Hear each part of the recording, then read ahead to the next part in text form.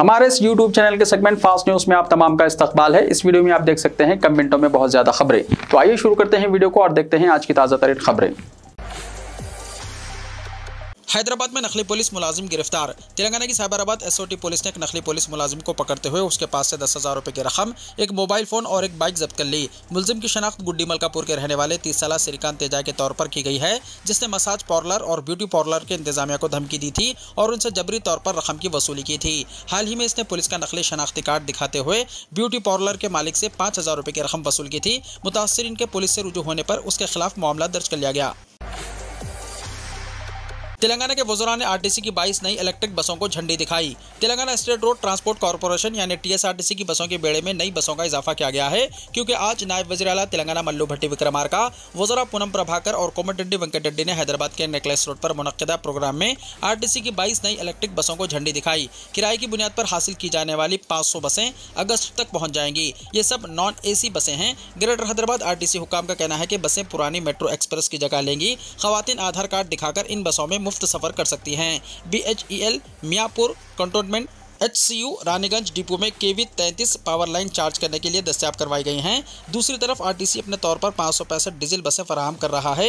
इसमें 125 metro deluxe हैं। ये सब जून में दस्तयाब होंगी। दीगर 440 बसों में से 300 मेट्रो एक्सप्रेस और 140 आम बसें हैं। इन तमाम बसों में खवातीन के लिए मुफ्त सफर की सहूलत होगी। इस मौके पर खिताब करते हुए मल्लू भट्टी विक्रमार्का ने कहा कि पिछली हुकूमत में आरटीसी अमला तनख्वाहों के लिए मुश्किलात का शिकार था। उन्होंने कहा कि आरटीसी वर्कर्स को इजहार राय की आज़ादी भी नहीं थी। उन्होंने कहा कि हुकूमत आरटीसी की तरक्की के लिए मदद फराहम करती रहेगी। उन्होंने कहा कि कांग्रेस हुकूमत अवामी शोबे के इदारों का तहफ़्फ़ुज़ करेगी। प्रोफेसर कोदंडराम और सहाफ़ी आमिर अली खान दोबारा गवर्नर कोटा के उम्मीदवार। तेलंगाना हुकूमत ने कानून साज कौंसिल में गवर्नर कोटा के तहत प्रोफेसर कोदंडराम और सहाफ़ी आमिर अली खान को दोबारा उम्मीदवार बनाते हुए इसे काबीना में मंजूरी दे दी है। चीफ मिनिस्टर रेवंत रेड्डी की सदारत में मुनक्किद होने वाले काबीना के इजलास में प्रोफेसर कोदंडराम और सहाफ़ी आमिर अली खान के नाम को गवर्नर कोटा के तहत मंजूरी दी है और इसे गवर्नर की नामजदगी के लिए रवाना किया जाएगा।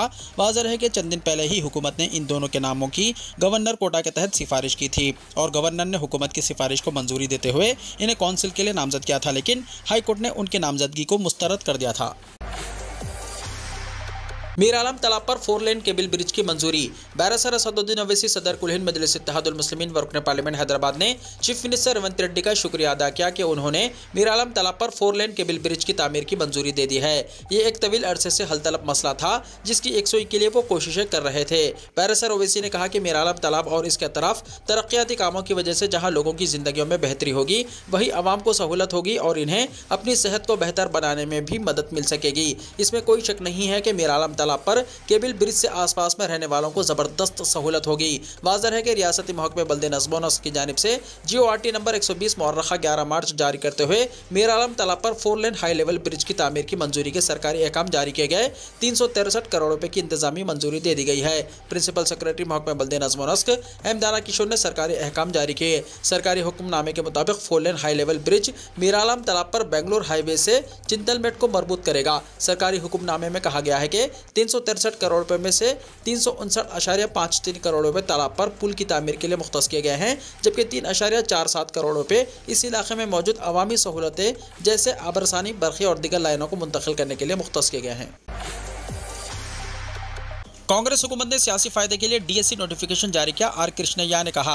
BC वेलफेयर एसोसिएशन के कौमी सदर आर कृष्णैया ने इल्जाम लगाया कि पार्लिमानी इंतखाबात के पेश नज़र तेलंगाना की कांग्रेस हुकूमत ने सियासी फायदे के लिए DSC नोटिफिकेशन जारी किया है। असातिज़ा के अहलियती इम्तिहान टीट के फौरी इनेकाद का मुतालबा करते हुए तलबा ने हैदराबाद में स्कूल एजुकेशन डिपार्टमेंट के दफ्तर का घेराव किया। तलबा के साथ आर कृष्णैया ने एहतजाज में हिस्सा लिया। उन्होंने रियासती हुकूमत पर तनकीद की है कि वो बगैर टीट के DSC का ऐलान कैसे कर सकती है। उन्होंने इंतबाह दिया कि DSC को फौरी तौर पर मनसूख किया जाए और टीट का इनेकाद किया जाए। बसूरत दीगर बेरोजगारों के साथ जिद्दोजहद में शिद्दत पैदा की जाएगी। विकास राज ने इलेक्शन कमीशन के इजलास में वर्चुअल हिस्सा लिया।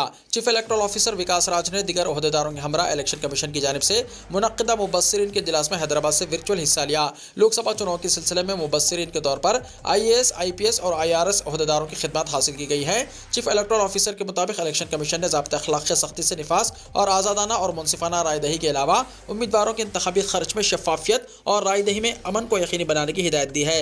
कमीशन का कहना है कि मुबस्सिरीन दरअसल इलेक्शन कमीशन की आँख और कान होते हैं, इन्हें चाहिए कि कमीशन को हकीकी सूरत हाल से वाकिफ कराएं। मुबस्सिरीन से कहा गया है कि वो कमीशन के पोर्टल का बाकायदगी के साथ मुशाहिदा करें। लोकसभा चुनाव 2024 दुनिया का सबसे बड़ा इलेक्शन होगा, जिसमें 96 करोड़ से ज्यादा राय दहिंदे हिस्सा लेंगे। चीफ इलेक्टोरल ऑफिसर के हमरा दीगर ओहदेदार भी वर्चुअल इजलास में शरीक थे।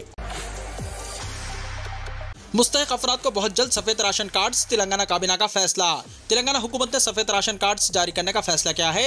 रियासती वजीर पोंगुलेटी श्रीनिवास रेड्डी ने कहा कि काबीना ने मुस्तहिक गरीबों को जल्द से जल्द सफेद राशन कार्ड जारी करने का फैसला किया है। काबीना का इजलास आज चीफ मिनिस्टर रेवंत रेड्डी की सदारत में सेक्रेटेरिएट में हुआ, जिसमें कई अहम फैसले लिए गए। रियासती वज़रा श्रीनिवास रेड्डी, पूनम प्रभाकर, श्रीधर बाबू और कोमट रेड्डी वेंकट रेड्डी ने मीडिया को काबीना के फैसलों की तफसीलात से वाकिफ करवाया। वज़ारत दाखिला जल्द ही CAA 2019 मोबाइल ऐप लॉन्च करेगी। मरकजी वज़ारत दाखिला ने कहा कि शहरियत तरमीमी कानून यानी CAA के क़वायद के तहत हिंदुस्तानी शहरियत के लिए दरख्वास्त देने वाले लोगों की सहूलत के लिए जल्द ही एक मोबाइल ऐप लॉन्च की जाएगी। वज़ारत दाखिला ने मंगल को सोशल मीडिया प्लेटफॉर्म एक्स पर एक पोस्ट में कहा कि इस एक्ट के तहत क़वायद से मुताल्लिक़ एक नोटिफिकेशन जारी किया गया है। वज़ारत ने इसके लिए एक खुसूसी पोर्टल भी शुरू किया है ताकि शहरियत की शराइत पूरी करने वाले लोग दरख्वास्त दे सकें। वज़ारत ने कहा कि लोगों की सहूलत के लिए जल्द ही CAA 2019 मोबाइल ऐप भी लॉन्च की जाएगी, जिसके जरिए लोग हिंदुस्तान की शहरियत के लिए दरख्वास्त दे सकेंगे।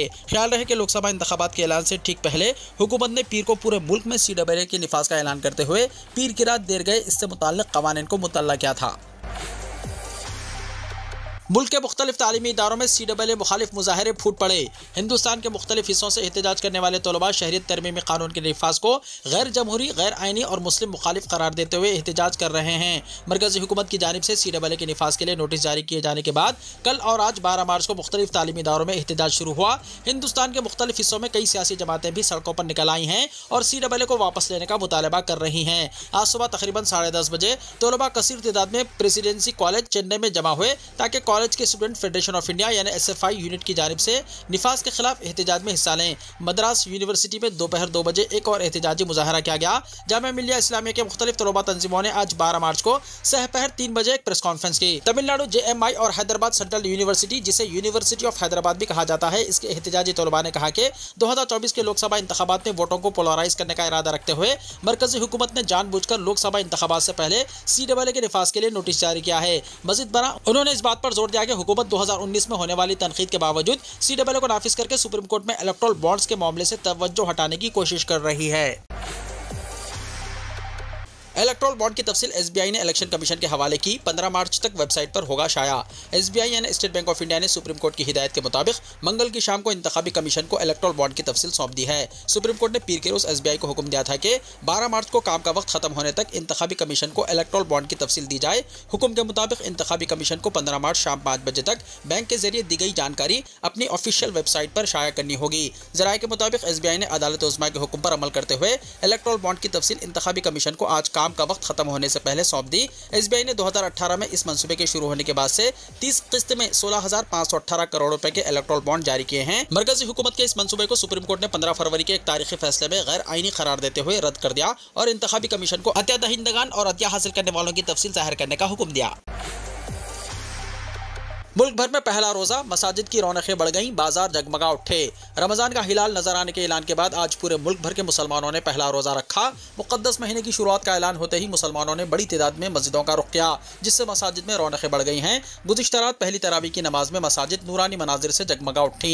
मुसलमानों ने कुरान की तिलावत करके दिलों को रोशन किया, जबकि आज सुबह की नमाज फजर के वक्त भी रोजेदारों की कसीर तादाद मसाजिद को आई। रमजान के चांद के नजर आने के ऐलान के बाद रोजा रखने की तैयारियों के लिए बाजारों में हुजूम रहा। दिल्ली और मुंबई समेत दीगर बड़े शहरों में कई इलाकों में देर रात और सहरी के वक्त बाजार और दुकानें खुली रहीं। दरियास्ता वज़ीर आज़म नरेंद्र मोदी ने सभी को रमजान अल मुबारक की मुबारकबाद पेश की। वज़ीर आज़म ने एक्स पर पोस्ट में लिखा, सबको रमजान की मुबारकबाद। दुआ है कि यह मुकद्दस महीना सबकी जिंदगियों में खुशियां, अच्छी सेहत और खुशहाली लाए। कांग्रेस सदर मल्लिकार्जुन खड़गे ने रमजान अल मुबारक के आगाज पर अपने पैगाम में लिखा, रमजान के मुकद्दस महीने की आमद पर मुबारकबाद, जो इबादतों, बरकतों और मगफिरत की तलाश का वक्त होता है। आइए हम इंसानियत की खिदमत के लिए अपने अहद को ताज़ा करें और हम आहंगी, अमन और रहमदिली को फरोग देने की कोशिश करें। रमजान मुबारक। वहीं कांग्रेस के साबिक़ सदर राहुल गांधी ने अपने पैगाम में लिखा, रमजान मुबारक, दुआ है कि ये मुबारक महीना सबके लिए अमन, खुशहाली और अच्छी सेहत लेकर आए। हज 2024 के सफरी अखराजात जमा कराने के लिए 13 मार्च तक मोहलत। हज कमेटी ऑफ इंडिया ने हज 2024 के मुंतखब आज़मीन के लिए दूसरी किस्त की अदायगी की तारीख में 13 मार्च तक तोसी कर दी है। सफरी अखराजात की दूसरी किस्त के तौर पर 1,70,000 रुपये हज कमेटी के अकाउंट में जमा कराने होंगे। Chief executive officer Liaquat Ali Afaqi ने सर्कुलर जारी करते हुए बताया कि दूसरी किस्त की अदायगी के लिए इब्तिदा में 10 मार्च आखिरी तारीख मुकर्रर की गई थी। मुख्तलिफ रियासतों से हज कमेटियों और दीगर तंजीमों की नुमाइंदगी पर आखिरी तारीख में 13 मार्च तक तोसी की गई है। आज़मीन हज 1,70,000 रुपये की रकम हज कमेटी ऑफ इंडिया की वेबसाइट पर credit card, debit card, net banking या यूपीआई के जरिए जमा करा सकते हैं। स्टेट बैंक ऑफ इंडिया और यूनियन बैंक ऑफ इंडिया की किसी ब्रांच में हज कमेटी ऑफ इंडिया के अकाउंट में यह रकम जमा कराई जा सकती है। सफर अखराजात की तीसरी किस्त के बारे में फिजाई किराया और सऊदी अरब में क़याम के अखराजात की बुनियाद पर फैसला किया जाएगा। तीसरी किस्त की रकम के बारे में अनकरीब आज़मीन हज को इत्तला दी जाएगी। एम्बैरिगेशन पॉइंट्स के एतबार से हज मसारिफ की रकम तय की जाती है, जो हज कमेटी ऑफ इंडिया की वेबसाइट पर पेश की जाएगी। चीफ एग्जीक्यूटिव ऑफिसर ने वाज़ेह किया है कि दूसरी किस्त की अदायगी के लिए तारीख में मजीद कोई तोसी नहीं होगी। इसी दौरान तेलंगाना से मुंतखब आज़मीन में 840 ने अपने सफ़र मनसूख कर दिया है। 550 NRIs आज़मीन हैं जिन्हें इंटरनेशनल पासपोर्ट जमा कराने के लिए 24 अप्रैल तक मोहलत दी गई है। तेलंगाना हज कमेटी ने 6080 मुंतखब आज़मीन के पासपोर्ट हज कमेटी ऑफ इंडिया को रवाना कर दिए हैं। इसी दौरान मुहर्रम कोटा के तहत मुख्तस 500 सीटों के लिए ऑनलाइन दरख्वास्तें दाखिल करने की आखिरी तारीख 15 मार्च है। नेपाल में लगे जलजले के तेज झटके, रेक्टर स्केल पर शिद्दत 4.3 रही। मगरबी नेपाल में पीर की शाम जलजले के झटके महसूस किए गए। इसकी शिद्दत 4.3 नापी गई। तहम किसी जानी या माली नुकसान के बारे में कोई इत्तला नहीं है। काठमांडू में नेशनल जलजला निगरानी और तहकीकी मरकज के मुताबिक 4.3 शिद्दत का जलजला बाजोड़ा जिले में शाम 4:56 पर आया। इसके मुताबिक इसका मरकज जोड़ागा में था। रमज़ान के आगाज़ पर भी गजा में जंगबंदी ना हो सकी, फ़लस्तीनियों के लिए राहत की उम्मीदें दम तोड़ गई। अरब ममालिक के साथ फ़लस्तीन में भी रमज़ानुल मुबारक का आगाज़ पीर के दिन से हुआ है। इसके बावजूद इसराइल ने गजा में जंगबंदी नहीं की और न ही फ़लस्तीनी अवाम को किसी तरह की कोई राहत फराहम की है। क़हत साली, फाखाकशी और बीमारियों का शिकार फ़लस्तीनी अफराद इसराइली जंग की सूरत हाल में रोज़े रख रहे हैं। याद रहे कि इसराइल और हमास के दरमियान जंग अब 6ठे महीने में दाखिल हो चुकी है। अल अरबिया की रिपोर्ट के मुताबिक एक 50 साल बेघर फ़लस्तीनी ओनिल कियाल ने बात करते हुए कहा, रमज़ान खून के साए में शुरू हुआ है। इसराइल नहीं चाहता कि रमज़ान के दौरान हमें कोई खुशी मिल सके। रोज़ा इफ्तार करने के लिए भी हमारे पास कुछ नहीं है। अक़वाम मुत्तहिदा की सेक्रेटरी जनरल एंटोनियो गुतेरेस ने कहा, रमज़ान शुरू हो चुका है लेकिन गजा में फ़लस्तीनियों की कत्ल और गारत, खून रेजी और इसराइली बमबारी जारी है। गजा की वजारत सेहत के मुताबिक पिछले 24 घंटों के दौरान 67 फ़लस्तीनी जाँ बहक हुए हैं, जिसके बाद इसराइली बमबारी के नतीजे में हलाक होने वाले फ़लस्तीनियों की मजमूई तादाद 31,112 हो गई है। जान बहक होने वालों में बच्चों और ख़वातीन की तादाद ज़्यादा है। गजा में रमज़ान से पहले जंगबंदी के लिए कोशिशें करने वाले मुमालिक क़तर, मिस्र, अमेरिका जंगबंदी कराने में नाकाम रहे हैं। रमज़ान के पहले निस्फ में जंगबंदी के लिए इसराइल पर सिफारती दबाव भी डाला जाएगा। रमज़ान की आमद पर फ़लस्तीनियों से जो बाइडन का इजहार हमदर्दी। अमेरिकी सदर जो बाइडन और खातून अव्वल जिल बाइडन ने रमज़ानुल मुबारक के महीने को गौर व फिक्र और तजदीद का वक्त करार दिया है। जो बाइडन ने रमज़ानुल मुबारक की आमद पर अपने बयान में कहा कि इस साल ये मुक़द्दस महीना बहुत तकलीफ़देह लम्हे में आया है, जब गजा में जंग ने फ़लस्तीनी अवाम को खौफनाक मसाइब से दो चार किया हुआ है। उन्होंने कहा कि 30,000 से ज़ायद फ़लस्तीनी शहीद हो चुके हैं, जिनमें से ज़्यादातर आम शहरी हैं और हज़ारों बच्चे भी शामिल हैं। अमेरिकी सदर ने कहा कि आने वाले दिनों और हफ्तों के दौरान दुनिया भर में मुसलमान इफ्तारी के लिए जमा होंगे तो फ़लस्तीनी अवाम की तकालीफ मेरे और बहुत से लोगों के जहन में होंगी। उन्होंने कहा कि अमेरिकी हुकूमत इसराइल और हमास के दरमियान यरगमालियों की रिहाई के मुआहदे का हिस्सा होने के तौर पर गजा में ज़मीनी, हवाई और समंदरी रास्ते से ज़्यादा इंसानी इमदाद फ़लस्तीनियों तक पहुँचाने की कोशिश करेगी। जो बाइडन ने कहा कि अमेरिकी हुकूमत कम अज़ कम 6 हफ्तों के लिए जंगबंदी करवाने के लिए भी कोशिश जारी रखेगी। उन्होंने इस बात का यादा किया कि 2 रियासती हल ही खित्ते में पायदार अमन का वाहिद रास्ता है। बरतानिया के मुसलमान कर रहे हैं इसराइल के खजूरों का बाइकाट। बरतानिया के मुसलमानों की जानिब से गजा में इसराइली जंग में 31,000 फ़लस्तीनियों की हलाकत और 23 लाख को बेघर करने के खिलाफ इसराइली मसनूआत के बाइकाट की मुहिम जारी है। बरतानिया के मुसलमानों की जानिब से इसराइल के खजूरों का बाइकाट किया जा रहा है। वाज़ेह है, इसराइल उन मुल्कों में शामिल है जहाँ से खजूर की दरामद होती है। इसराइल से आई हुई खजूरों का बाइकाट बरतानवी मुसलमानों ने अपने लिए लाजमी करार दे रखा है। इसराइल से खजूरों की दरामद सालाना बुनियादों पर 30,000 टन की जाती है, जिसकी मालियत तकरीबन $10 मिलियन है। वाज़ेह है कि FOA नामी तंजीम इसराइली कब्जे के खिलाफ पिछले 14 बरसों से इसराइली खजूरों की बाइकाट की मुहिम शुरू कर रखी है। ये मुहिम आमतौर पर मुसलमानों को मुतवज्जो करने के लिए जारी है। बरतानवी मसाजिद में मुकर्ररा पेश इमाम हजरात से भी मदद ली जाती है। इस साल ये मुहिम पहले के मुकाबले ज़्यादा मौसर हो रही है। FOA के जिम्मेदार शुमाइल जवारडर के मुताबिक इस बार कोई भी अपने रोज़े की इफ्तारी इसराइली खजूरों से करने के लिए मुश्किल से ही तैयार होगा।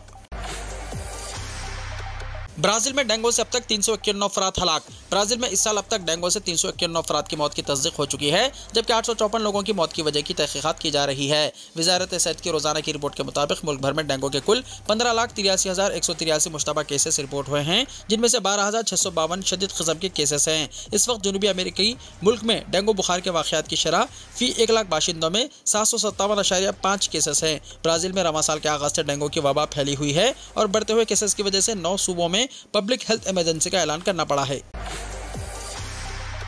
वीडियो को लाइक शेयर कीजिए और हमारे इस YouTube चैनल को सब्सक्राइब करते हुए इसके बेल आइकॉन को भी प्रेस कर लीजिए ताकि ऐसी ही ताज़ा तरीन खबरों का नोटिफिकेशन सबसे पहले आपको मिलता रहे।